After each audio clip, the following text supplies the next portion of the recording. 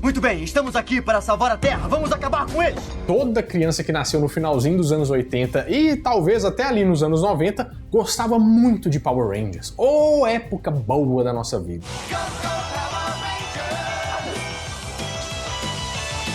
E normalmente a gente tinha um sonho, a gente sempre brincava que a gente queria ser um Power Ranger. Normalmente o Ranger vermelho. Hora de morfar! Tiranossauro! Power Ranger! Alguns motivos aqui, porque ele era o líder, porque ele tinha o dinossauro mais da hora, né? Ele era mais raivoso, ele era o principal, ele ficava no meio de tudo. Mas pensando aqui, você já parou pra pensar por que o líder sempre usa vermelho? E eu não tô falando só dos Power Rangers, não. Tô falando de qualquer desenho, série, filme. Deve ter alguma explicação prática por trás disso, né? Você já percebeu que todo protagonista tem um ponto vermelho que chama mais atenção nele? Pois é, eu fui atrás disso. E o motivo científico por trás disso vai levar a gente pra longe. Então, é hora do Nerd Show.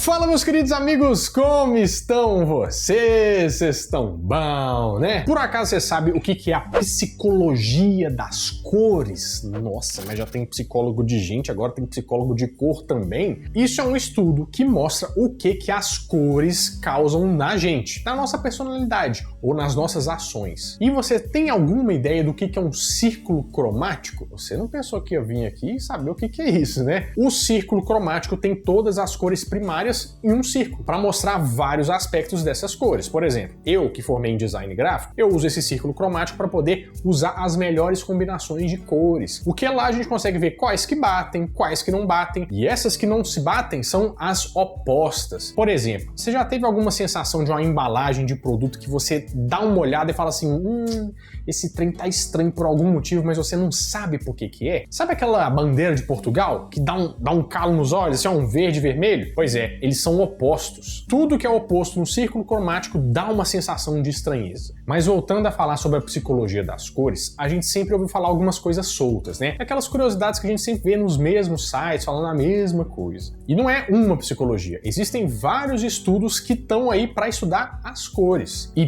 principalmente sobre a cor vermelha. Você sabia disso? O que a gente sempre ouve falar? Ah, porque o vermelho é a cor da paixão, o vermelho é a cor que dá fome, por isso que o McDonald's, o Burger King, todas essas marcas de fast food, elas usam vermelho na marca. Por quê? Porque dá fome. Mas vamos ser sinceros aqui, vamos conversar aqui um negócio assim. Por acaso, você já viu isso? Viu uma folha vermelha assim e ficou com fome? Não funciona bem assim, né? E é por isso que existem vários estudos. Tem uma pesquisadora que chama Kalen Haller, que ela é psicóloga das cores. My philosophy is about creating a movement to use color in order to be able to create positive change. E ela tem uma teoria que inclusive faz bastante sentido de que o vermelho não é que ele causa isso, causa aquilo. O vermelho é sensação de perigo, de urgência, e isso a gente consegue entender. Porque se a gente parar para pensar no nosso dia a dia, o vermelho é a cor que chama mais atenção, tanto nas placas de trânsito, tanto como um sinal de alerta, tudo que precisa de urgência tá lá o vermelho piscando. E voltando, por exemplo, do fast food, que é a comida rápida, né, no conceito que foi criado, é mais pelo fast de rápido por causa do food de comida. Essas placas se destacam no meio de outras, mas não quer dizer que você vai lá porque você está com fome, é porque ele se destaca e o apelo que ele tiver por trás disso é aí que você vai usar. Deu para entender? Parece uma estratégia muito boa para chamar atenção num primeiro momento, para depois ter um conceito. Vamos supor, inclusive, que na capa desse vídeo tinha uma cor vermelha muito forte, e talvez foi isso que te chamou a atenção. O conteúdo é outro rolê, mas o vermelho te trouxe aqui, por algum motivo.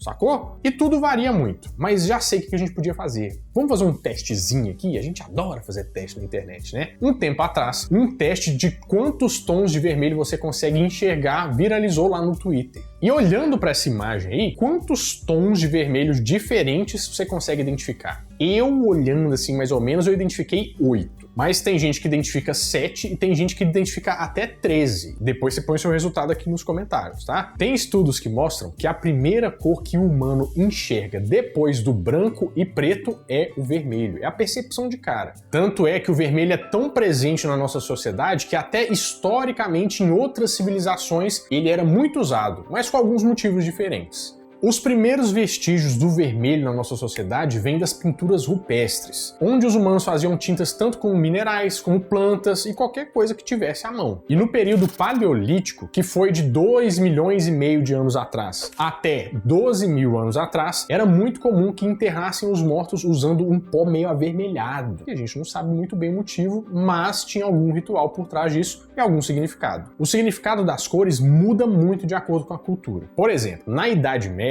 quem usava o vermelho tinha, na verdade, um direito de governar que teoricamente era dado pelos deuses, tipo os reis. Na China, o vermelho já significava alguma coisa perto dos 5 elementos, porque o vermelho era o fogo. E para você que não sabe, os antigos imperadores da China, eles tinham alguns videntes que eles pediam informações para fazer qualquer coisa, quase que como fossem conselheiros. E eles queimavam carapaças de tartaruga e ossos de boi para fazer essas leituras do que viria pelo futuro.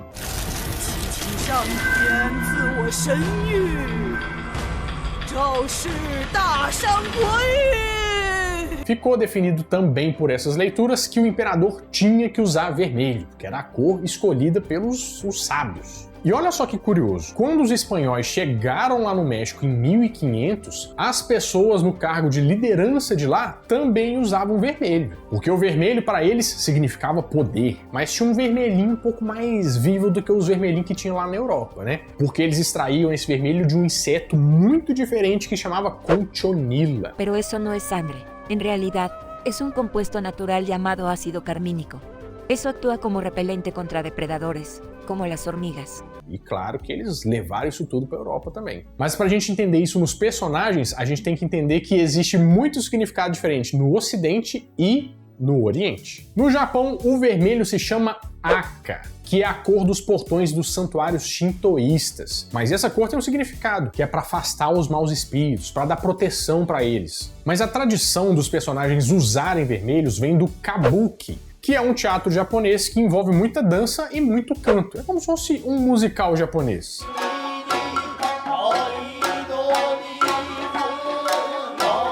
E todos esses personagens usam uma maquiagem, que se chama kumadori, que tem muitas cores, mas com destaque para a maquiagem vermelha. O vermelho nessas peças tem um grande significado, que é um personagem com coragem, que é um personagem com virtude, que é um personagem que se banhou no sangue e se tornou um grande herói. E também tem muitas lendas ocidentais e orientais sobre isso, né? E tem um grande exemplo que eu gosto bastante, que é a história do Siegfried. Você já ouviu falar nele? Que eu conheço por causa do Cavaleiros do Zodíaco e tal, mas... O Siegfried era um herói nórdico que matou o dragão Fafnir. Quando ele matou esse dragão, ele se banhou no sangue dele, ficou todo besuntado de vermelho, porque teoricamente ele ia ser imortal. Só que rolou um pequeno problema, em que caiu uma folhinha no ombro dele e tampou essa cobertura de souvenir natural que ele ia rolar. Com isso, ele ficou com um grande ponto fraco. Mas o Siegfried era quase um guerreiro imortal e imbatível. Siegfried é o grande herói da lenda nórdica e o guerreiro deus mais temível e poderoso de todos.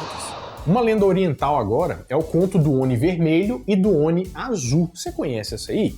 Os Onis são inimigos da humanidade. Na verdade, eles são demônios. São almas que desencarnaram aqui, foram para uma espécie de inferno budista e voltaram para assombrar os humanos. Mas eles dizem também que tem gente que é tão ruim, mas tão ruim de coração, que daqui mesmo já fica e começa a assombrar todo mundo. Só que nessa lenda antiga, o Oni vermelho queria ser amigo da humanidade. E o Oni azul teve uma ideia. Olha só, por que a gente não finge um combate, finge que eu tô batendo aqui na humanidade, e você chega pra salvar todo mundo? Finge que teve uma batalha e você sai como o grande salvador, o amigo da humanidade. Vamos fazer isso? Deu tudo certo, o plano foi de vento em popa, mas quando o Oni vermelho foi procurar o Oni azul pra agradecer o que ele tinha feito, ele só achou uma carta se despedindo e falou que ele nunca mais ia aparecer, porque se ele aparecesse, poderiam desconfiar da face e ele queria que ele continuasse sendo o protetor, o amigo da humanidade. Só restou pro Oni vermelho chorar e ficar triste pelo amigo dele que se foi. O engraçado é que a gente não percebe, mas grande parte dos animes que a gente assiste replicam muito bem essa lenda. Só que quando é bem feito, você acaba nem percebendo essas coisas, né? Por exemplo, no Dragon Ball. O Goku seria o Oni vermelho, aquele personagem expansivo, brincalhão, meio bobo. Quem seria o Oni azul? O Vegeta, mais rabugento, mais centrado, mais misterioso. Que você disse? Vegeta, mas que coisa feia, hein? Um cara da sua idade chupando chupeta. Hã? Do que está falando? No Naruto tem o Naruto. Ele seria o Oni vermelho, até porque, né, ele usa bastante sobre poderes vermelhos. Quem seria o Oni azul? O Sasuke. Mais misterioso, mais ali na dele, mais depressivo. Como posso me tornar um Hokage se não posso salvar um amigo? O tempo que você desperdiçou vindo atrás de mim teria sido melhor aproveitado treinando. No Yu-Gi-Oh! Tem o Yugi, Oni vermelho. E o Kaiba, Oni azul. Cavaleiro Zodíaco, o Seiya, Oni vermelho. E o Ikki, o Oni azul. O Oni vermelho é sempre o protagonista dos animes, e por isso que ele tem que se destacar tanto. E normalmente o cara que tá o oposto dele é o Oni azul, aquele que é misterioso, fechado, completamente o oposto. Inclusive, o Goku, naquela saga lá que ele tá treinando no outro mundo, ele chega a treinar com os Onis vermelhos e os azuis. Eu não sei se você percebeu isso. Cheguei perto, agora você vai ver só! Mas olha como é que uma cor pode mudar todo o significado de uma história. Porque isso tudo que a gente falou é do oriental. Mas e as produções americanas? Porque é lá que se concentra todo o outro universo das produções audiovisuais, né? Você já percebeu que lá nenhum dos heróis é só vermelho? Olha só que diferença, hein? Porque olhando pra trás, na história dos Estados Unidos, o vermelho pra ele é sempre o inimigo, por causa do comunismo. Eles já tiveram muitas guerras, né? E a última guerra que a gente pode falar sobre isso é a Guerra Fria, que foi um acontecimento. Os heróis nos Estados Unidos podem ter vermelho, desde que acompanhado de outras cores, por exemplo, o azul e o branco, que formam a bandeira. Mas aí você pode falar assim, não, Renato, mas você tá errado. E o Demolidor, né? O Demolidor é todo vermelho, ele enxerga vermelho, tudo vermelho. Agora, né? Porque ele começou com um uniforme todo vermelho e principalmente amarelo. Vamos só dar uma olhadinha aqui pra eu te provar o que eu tô falando. Olha só, Superman, Optimus Prime, Mulher Maravilha, Capitão América, Homem-Aranha, não tem só vermelho, e olha os vilões, Caveira Vermelha. Tem outro vilão que eu esqueci o nome lá do Capitão América, que é o vestido todo de vermelho, né? Os mesmos poderes. A única outra cor que eles usam para os heróis é o dourado, porque tem a tal superioridade dourada, que chega no caso, por exemplo, do Homem de Ferro. Agora olha só no cinema, né? Vamos falar de Star Wars. O Darth Maul, ele é preto e vermelho, ele é do mal.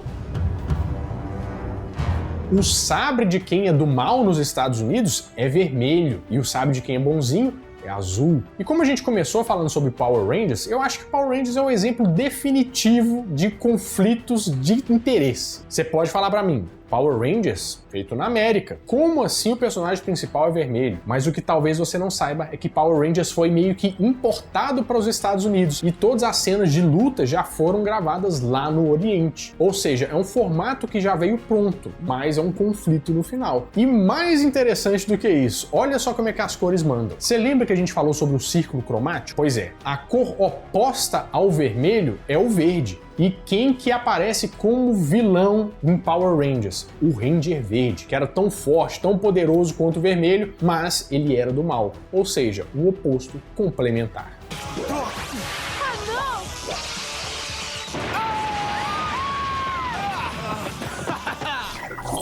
Bom, meus amigos, é isso. Eu espero que vocês tenham gostado bastante desse vídeo. E se você tá gostando dessa vibe que nós estamos fazendo aqui, ó, deixa o like e se inscreve no canal, que ajuda demais a gente. Bom, eu vou ficando por aqui, mas toda semana eu volto com mais um vídeo quentinho, fresquinho, crocante pra vocês. Então, adeus!